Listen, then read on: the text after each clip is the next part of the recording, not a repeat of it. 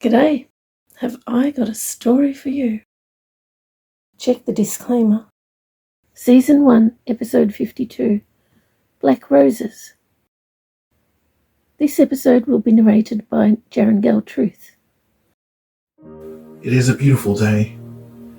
The sun is shining, there is a gentle breeze, and best of all, it is my day off. I am walking through the forest. The animals and birds are used to me being around, even though we have only been here for a few weeks. We have our tiny town all set up now, so there is not much left to do, except just wait for our houses to be ready so we can move in. I know the way through the trees to my favourite spot. It is I was going to say hill, but really, it is just an incline. There is a patch of soft clover where the trees part, and when I lay there, I can look up to see the sky, with the occasional white fluffy cloud float by. The trees here are full of life, and when I lay still enough for a while, the birds come down to investigate. Of course, it helps that I scattered the leftover bread everywhere. Little creatures eventually come for some bread too. Again, I wonder about my origins. Am I part of something else? What exactly did the scientists do to create my people? Even the tormentors had no idea. Why are we so tall? And why does our skin have a bluish tinge? I am the only one left now. Not going to ruin such a lovely day thinking about that. Good thoughts. That is what I want to think about. Good things. I can only remember good things happening in the last few weeks after our escape. The children are thriving, all of them, and they have already settled into their family units as well. Many of them calling the oldest man, the carpenter, Grandpa, and he loves it. Some of them call me Uncle. Such lovely children. It makes me so sad knowing what they have had to endure up until a few weeks ago. There I go again. Good things. I'm going to think about good things. I could check to see if Gentle Soul is okay, but the other 2 weeks, I do not want to think of that either. I am scanning with my mind for her thoughts. The surface house? Not there. Oh. That woman? No. Not thinking about that. Facility? No. Second facility? There she is. Yes. She is in the middle of multiple rescues. I like it. Hi, Alistair. She says in my thoughts. I'm a little busy at the moment, but you're welcome to watch if you like. Thank you. I reply. I will. I check all Gentle Soul's current thoughts to choose which rescue to watch. I like this woman, Margaret. She does not realize it yet, but she and her 3 children are scheduled for the last of the rescues she is involved in today. What is all this in her mind regarding black roses and a petrified person? Oh, I see. It is one of that tormentor Mangler's ideas. It is typical. He is thinking about tormenting someone again. Does that man ever have a decent thought? I watch as a few different rescues begin to play out, but am most interested in where Margaret disappeared to. I cannot find where that portal led, that she stepped into. It is as though it had no destination. Is it hidden somehow? I scan for her mind instead. My scan goes out, increasing exponentially. Wow. She is very deep underground. Such a long distance from where she was before. I watch as Margaret places the black roses, being careful to put them exactly right, as though her life depended on it. And maybe it does. I see a man enter the kitchen there. Is he a tormentor? I think so. I watch as the rescue plan pays out, ready to help if anything is needed. But I am assuming they will need no help. While Gentle Soul's plans are not always perfect, they always turn out well in the end. She seems to adjust if things take longer or shorter than planned, and if anyone changes their minds, the plan is again adjusted. I wonder if I would ever be able to do anything like that. Without that Windmaker ability, it seems impossible. Okay, so those two tormentors were just rescued, and Margaret left behind. I see. They were sent to a place where it would be hard to find anyone to torment. A town with an excellent police force. Good. Here he comes. The master tormentor himself, Mangler. In such a good mood compared to normal. Well, good for him, I guess. He does not even check if the black roses are situated correctly, because he is so elated with his petrified statue idea. He is thinking, Claude will be petrified. Petrified and then petrified. He will see all the exposures throughout his lair, and two in the middle of his bed. He will not know how they got there. He will be so shocked, so scared. So he should be. No one crosses me. How could he even think to betray me? How could anyone betray me? I am superior. I am in control.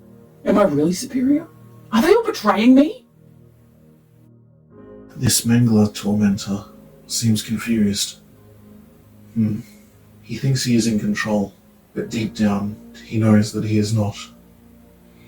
Control by force is no control at all. He immediately makes Margaret leave, and again I hear his loud thoughts. I need her out of here. Claude cannot know how the exposures were situated. He has to come upon them alone, for maximum impact. He will be so afraid, knowing what is coming. He brought this on himself. He deserves everything coming to him. Do I deserve this? Do I deserve worse? No. Claude disobeyed me. Do others disobey me? Claude broke my rules. How many others will break my rules? No one. I am in control. He seems a tad confused, but he certainly does not want Margaret there when Claude arrives. I watch as Margaret helps Gentle Soul with some of the other rescues, and every time she rescues a child, she thinks of her own children. Gentle Soul has not mentioned them to her today, and I can see why. Margaret is a fainter, and if she knows they'll be rescued with her today, she will likely faint, which means many rescue plans would have to be abandoned for the rest of the day, including hers. Gentle Soul plans to let Margaret know that she and all 3 of her children will be rescued today, but at the last moment, when she is about to walk through the wind tunnel, opened just for her.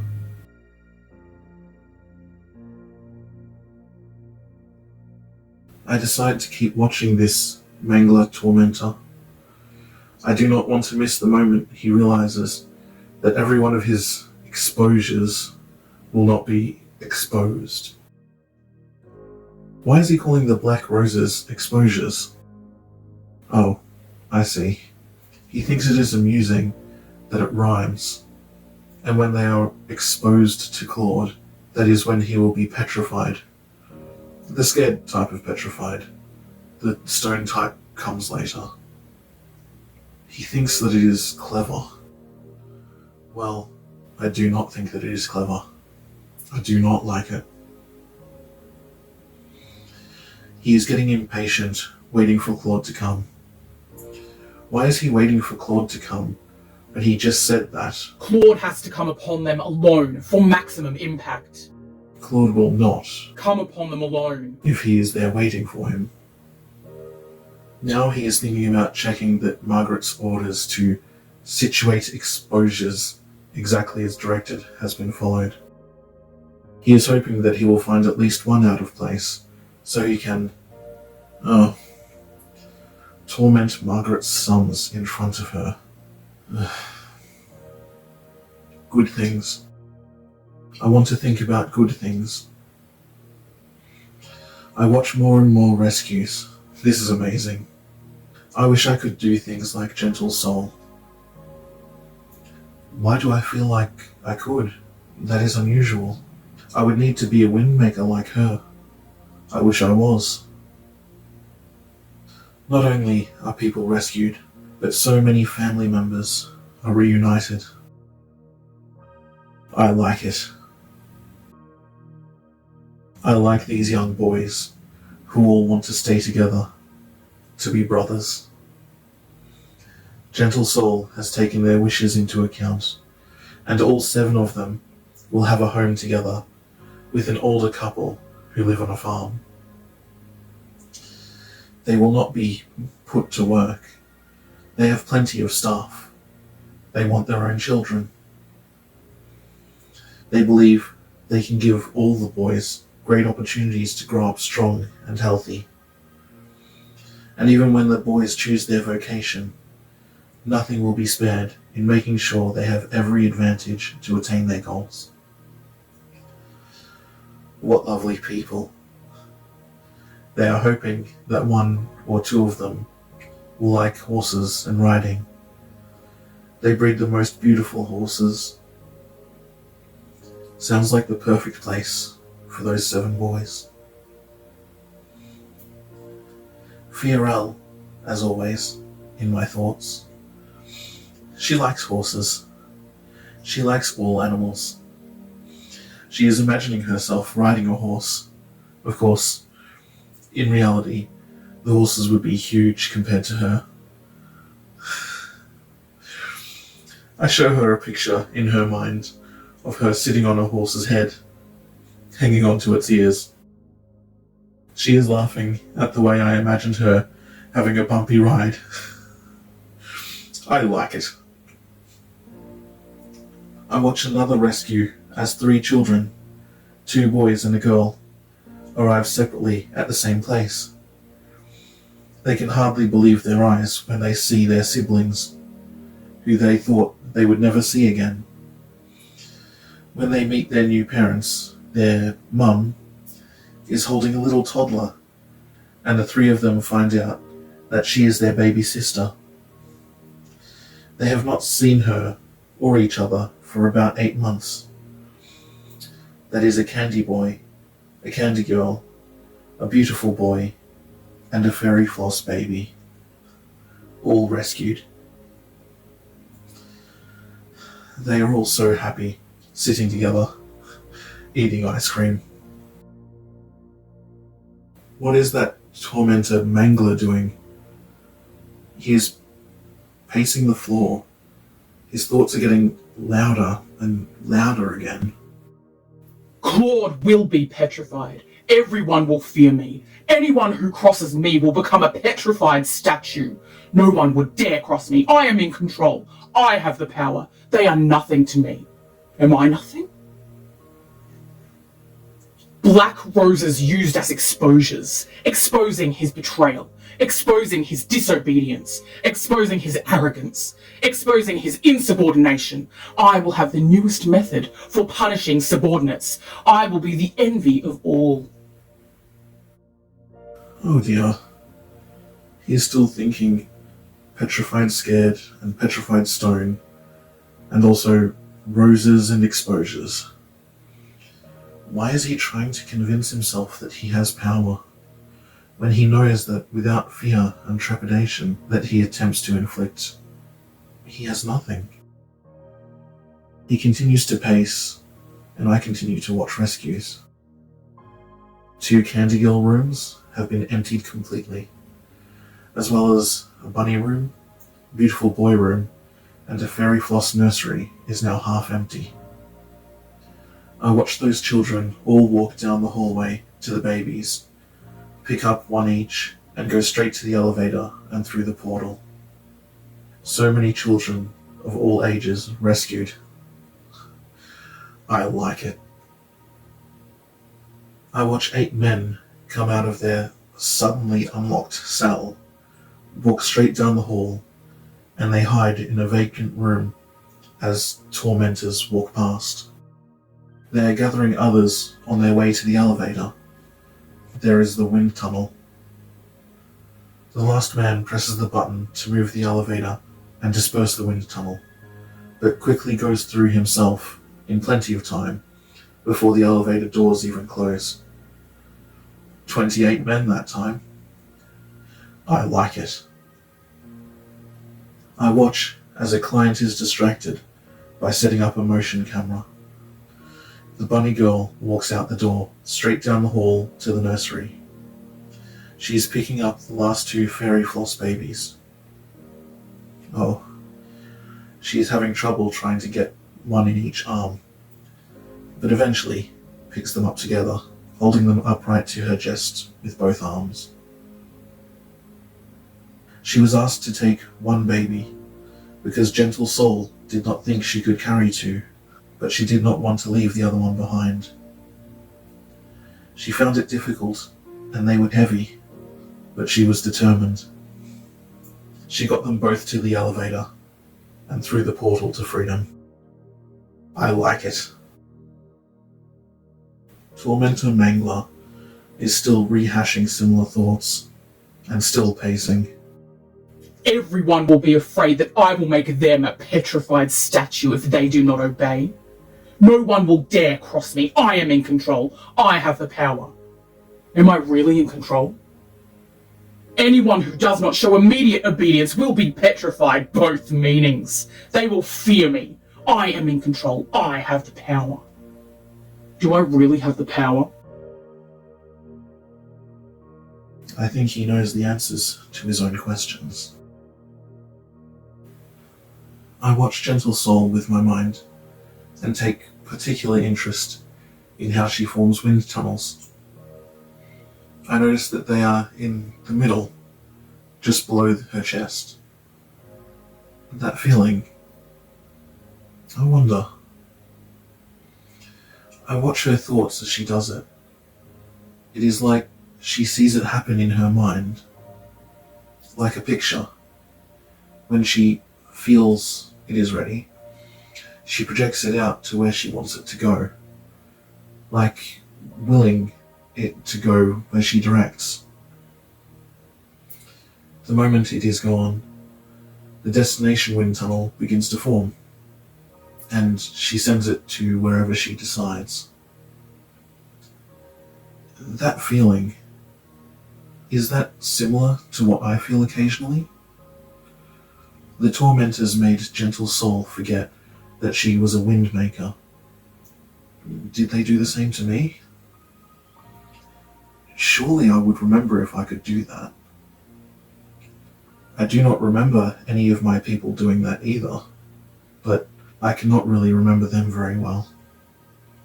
Did the tormentors steal my memories? I notice Fiorel in my thoughts. She is trying to hide her excitement that I am thinking about wind tunnels. Mangler's thoughts are escalating. I am in control. I have the power. Do I really have the power? As long as I can keep them afraid of me, I have power. Is that power? They are nothing. Maybe I am nothing. I loathe myself. I am in control. I think. I have the power. I think. Am I really in control? As long as I can force their obedience through fear, I have control. Is that control? They are weak. Maybe I am weak. I hate them. No. I actually hate myself. Wow. That guy really needs, something.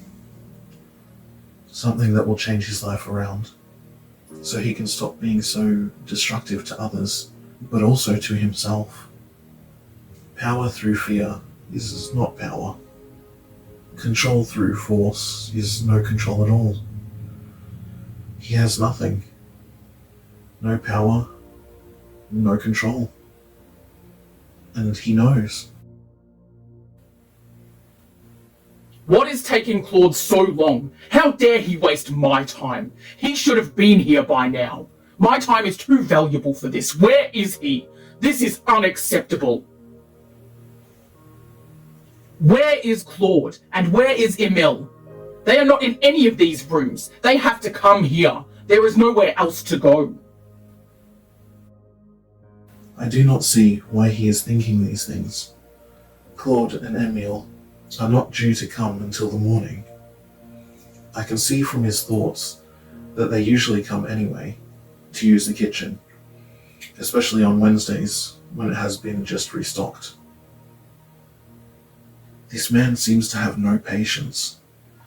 He is thinking of going to Claude's cave, although he is wondering if Claude will expect that and be there ready to kill him when he steps through the wind tunnel doorway. He has decided that no one can kill me. I am the one who does the killing. So he is going to go anyway. More loud thoughts. Did Claude stay in Emil's room instead? Maybe he has not seen the situated exposures yet. I have to check all the black roses. Margaret probably put them in the wrong places. Of course, I will have to fix them. Why can no one do what they are supposed to do? I am the only one who does anything. There will probably be many out of place. I will punish her for her incompetence. She will learn. They will all learn. Well, it looks like Claude's room has the two roses crossed over in the middle of the bed, where they should be. So he has decided to find all the mistakes back at the lair. Margaret did a good job. Every rose positioned perfectly. That should make him happy. Every exposure has been correctly situated. Every black rose exactly where I want them. That does not matter. She will pay anyway. How dare she try to show off? Wow. So, people do the wrong thing and he is angry. But people do the right thing and he is angry. What does he want people to do? It makes no sense. Now he is thinking about visiting Emil's cave. What will he do when he finds no one there at all? Well, whatever he does, it's sure to be entertaining. What is going on? Claude and Emil are still missing. Where are they? Have they seen the black roses? They must be hiding in fear. Yes, I do have the power. Are they waiting for me? They would not dare attack me. I am the only way out. What if they do not care anymore? Are they plotting to take my life with theirs? He has positioned himself at the wind tunnel that leads to Emil's cave.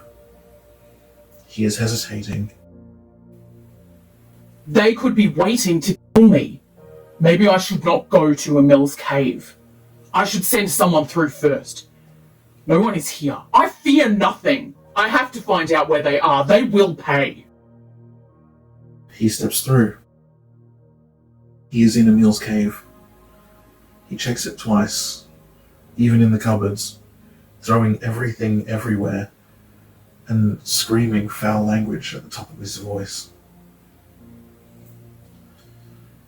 Back at the lair. Now he is headed for the wind tunnel that leads to Claude's cave again. He checks it a second time, this time in the same fashion as he did Emil's. Then back to the lair. He is still screaming foul language, going through each cupboard, every place he can think of, throwing things all over the place. He laughs maniacally, thinking of the mess that he will make them meticulously clean before torturing them to death. The laughing stops, and now he is back to screaming foul language. He is wondering if they dug a hole somewhere and are hiding. But where is the dirt? He checks the whole lair again, kicking and shoving the mess that he has made aside, still screaming. Eventually, he ends up with his leg in the after hurting himself by kicking steel torture devices. He is laughing hysterically, which turns to rage, now crying. He is back to laughing hysterically again. Rage, tears, laughing. He has decided to go back to the facility and send people through to find Emil and Claude under the threat of death if they do not succeed. That is not going to happen. I am sure Gentle Soul will make sure they are all rescued. I smile as I think of Mangler returning to his lair, with not only Claude and Emil missing, but everyone else gone as well. All the rescues for today are coming to an end. It is amazing how so many rescues can happen right under his nose, but he will not even be aware of many of them. None of the scientists will tell him that people are missing, so he will only be aware of the ones that he had direct contact with. Besides Claude and Emil, there is Margaret and her boys, maybe her daughter, and a few of the other staff. I am happy to watch Margaret's rescue. The last one. Oh. She ended up fainting again. But at least she made it through the wind tunnel first. I smile as I see Margaret's 3 children excitedly going to the hospital room with her while she is still passed out on one of the beds on wheels. She'll be so happy when she wakes up. I like it.